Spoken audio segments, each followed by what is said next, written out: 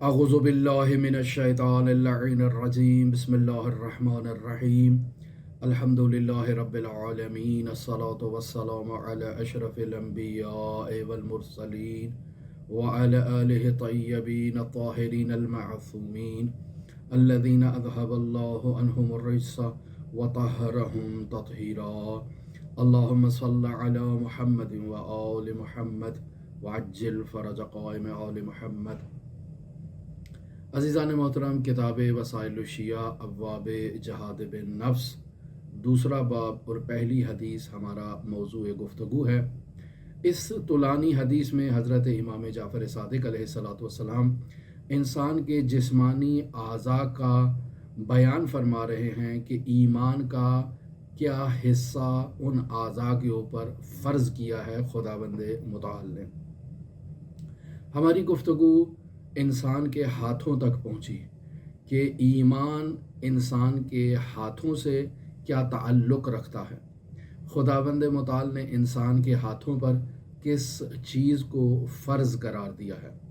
लिहाजा इमाम जाफ़र सादिक़ अलैहिस्सलातु वस्सलाम इस पहली हदीस में हाथों के ईमानी वजीफ़े को बयान फरमा रहे हैं और इरशाद फरमाते हैं वफ़रज़ा अलल यदैन, यानी खुदाबंद मुताल ने इंसान के दोनों हाथों पर फ़र्ज़ करार दिया है अन ला युबतिशा बेहमा इलामा हर्रमल्लाहु, कि इंसान अपने दोनों हाथों से किसी ऐसी चीज़ को न थामे जिसे थामना अल्लाह तबारक व तआला ने इंसान पर हराम करार दिया है।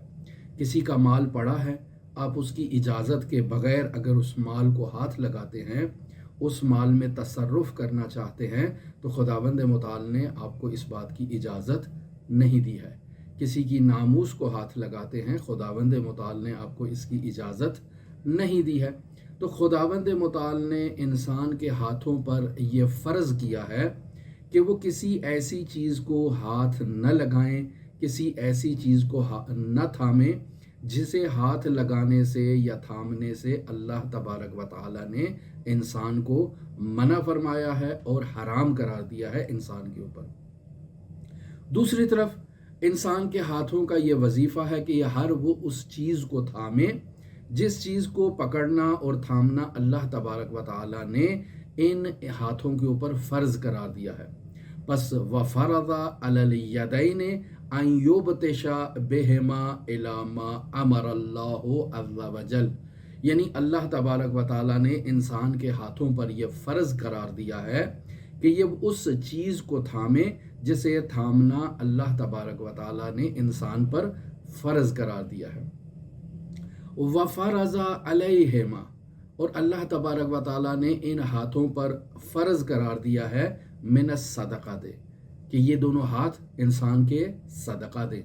बस यहाँ सदक़ाए वाजिबी मुराद है कि जो इस्लाम के माली वाजिबात हैं, जैसे इस्लाम के माली वाजिबात में ज़कात है, जैसे इस्लाम के माली वाजिबात में फ़ित्रे की अदायगी है, जैसे इस्लाम के माली वाजिबात में कफ़ारात की अदायगी है। ये सब सदक़ात वाजिब के ज़ुमरे में शुमार होते हैं।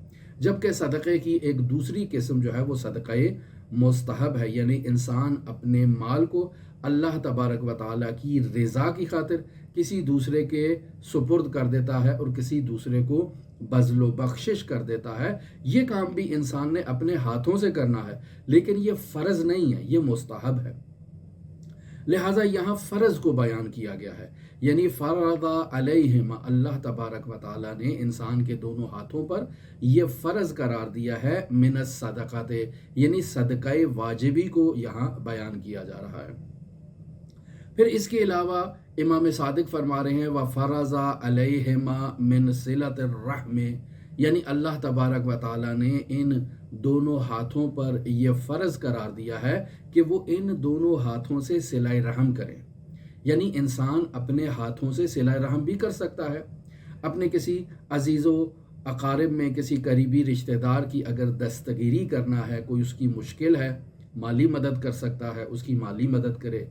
अगर किसी सवारी पर बैठ कर जाना है, जैसे आजकल ड्राइविंग की जाती है और इंसान अपने दोनों हाथों से उस ड्राइविंग को करता है, किसी अजीज़ के पास मुलाकात के लिए जाना है, चाहे वो मोटरसाइकिल पर बैठ के जाना हो, चाहे साइकिल पर बैठ के जाना हो, चाहे गाड़ी पर बैठ के जाना हो, तो इंसान अपने हाथों का इस्तेमाल करते हुए वहाँ जाए। उसकी कोई मदद करनी है तो अपने हाथों के ज़रिए से मदद करे, उसकी ज़बान के ज़रिए से मदद करे, उसे मीठा पानी पिला दे, उसे शरबत पिला दे, ये भी हाथों के ज़रिए से अंजाम देने वाले काम है। लिहाजा रसूल खुदा सल्लल्लाहु अलैहि वसल्लम ने अपनी एक नूरानी हदीस में सिलाए रहम का अम्र फरमाया है। इरशाद फरमाते हैं सिल रहमका, यानी अपने करीबी रिश्तेदारों को, जो आपके रहमी रिश्तेदार हैं, उनके साथ सिलाए रहम करें। वलो बेशरबतिन मिन माइन, वलो एक पानी का जाम आप उसे उठाकर पिला देते हैं तो ये भी सिलाए रहम का मिस्ताक है, और इसे भी आपने अपने हाथों से अंजाम देना है। वफ़रज़ा अलैहिमा, यानी खुदावंद मुताल ने इन दोनों हाथों पर फ़र्ज़ करार दिया है अल जिहाद फ़ी सबीलिल्लाह, यानी खुदावंद मुताल की राह में जहाद करना, जो जहाद फ़ी सबीलिल्लाह है, वो भी हाथ के ज़रिए से किया जाने वाला जहाद अल्लाह ने इन दोनों हाथों पर फ़र्ज़ करार दिया है।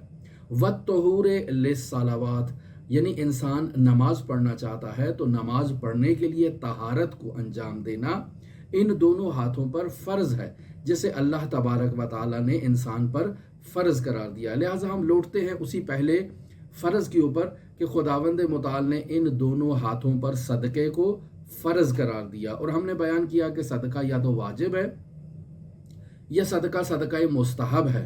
तो इंसान इस चीज़ की तरफ तवज्जो करे कि इंसान जो सदका देता है और वो किसी मुस्तहिक को सदका दे रहा है, तो इंसान के हाथ के दरमियान और उस मुस्तहिक के हाथ के दरमियान अल्लाह तबारक व तआला का हाथ मौजूद होता है।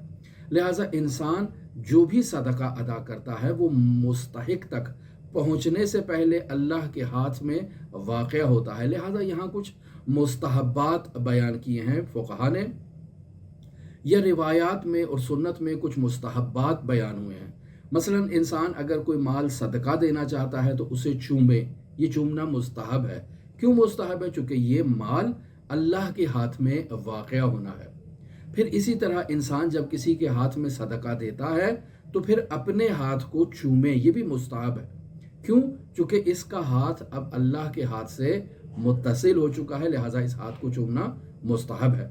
लिहाजा बाज़ रिवायात में हम इस चीज़ को मुशाहिदा करते हैं कि हज़रात अइम्मा मासूमीन अलैहिमुस्सलातु वस्सलाम, यानी हज़रत इमाम मोहम्मद बाक़िर से मुतअल्लिक़ ये बात है कि वो जब सदका देते थे तो साइल से दोबारा उस सदके वाली चीज़ को वापस लेते थे, उसे चूमते थे, उसे इस्तेश्माम करते थे, सूंघते थे और फिर दोबारा उसे वापस लौटा देते थे।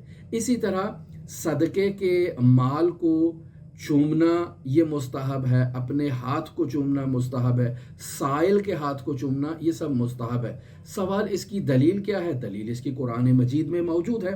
लिहाजा खुदावंद मुताल सूरह तौबा की आयत नंबर 104 में इरशाद फरमाता है अलम या अलमु, क्या इन्हें इस बात का इल्म नहीं है अन्नल्लाह हुवा यक़बलु तौबता अन इबादिही, क्या इन्हें इस बात का इल्म नहीं है कि बेशक अल्लाह ही है कि जो अपने बंदों की तौबा को कबूल करता है, और फिर ये अल्लाह ही है वयअख़ुज़ु सदक़ात, ये अल्लाह ही है कि जो अपने बंदों से सदक़ात को अख़ज़ करता है।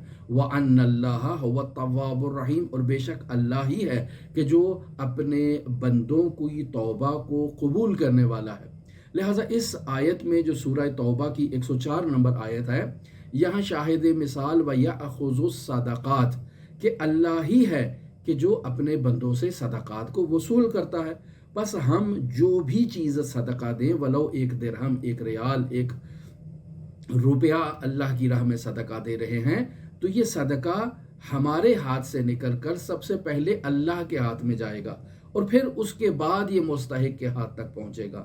लिहाजा मैंने जो सदका दिया, मुझे अपने हाथ को चूमना मुस्तहब है, इसे इस्तेश्माम करना मुस्तहब है, क्योंकि ये अल्लाह के हाथ से मुत्तसिल होने वाला है, ये अल्लाह के हाथ से मुत्तसिल होकर आया है। ये मुस्तहब्बात बाकायदा फ़ुक़हा ने बयान किए हैं। लिहाजा हाथ के जो वज़ाइफ हैं, जो वाजिबात हैं, जैसे तहूर से मुताल्लिक़ بیان کیا۔ تو یہاں امام جعفر صادق علیہ الصلوۃ والسلام باقاعدہ قرآن مجید میں سورہ مائدہ کی آیت نمبر 6 جو باقاعدہ وضو سے متعلق ہے اس آیت کا سہارا لیتے ہیں۔ اس آیت کا سہارا لینے کی بنیادی وجہ بھی یہی ہے کہ یہاں ایمان کے وظیفے کو بیان کیا گیا ہے۔